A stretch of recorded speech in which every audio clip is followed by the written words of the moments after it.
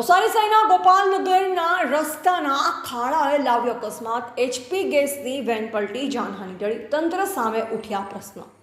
નવસારી શહેરના ગોપાલનગર વિસ્તારમાં ગુરુવારના રોજ સવારે આશરે 10:30 વાગે એક ગંભીર અકસ્માત થયો, પરંતુ સદનસીબે જાનહાનિ વિનાની ઘટના સામે આવી છે.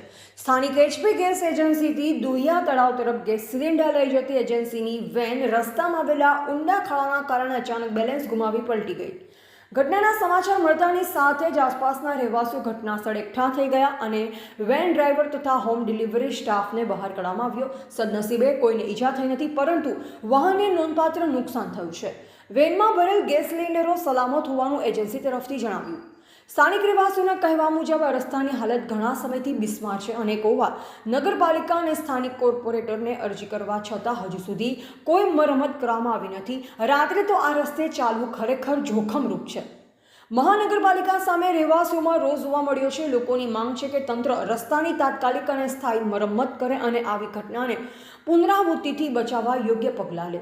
એચપી ગેસ એજન્સીના સૂત્રોએ જણાવ્યું કે અમારા ડ્રાઈવરે ક્ષણમાં સચેતતા દાખવી દુર્ઘટનાને વધુ ગંભીર થવાથી બચાવી. અમારી પાસે તમામ સલામતીના ધોરણો મુજબ કામગીરી થાય છે, પરંતુ રોડની હાલત અમારી વહાલથી બહાર છે. ટીવીડી ન્યૂઝ નેટવર્ક સાથે રિપોર્ટર રસીદ ભાણા, નવસારી.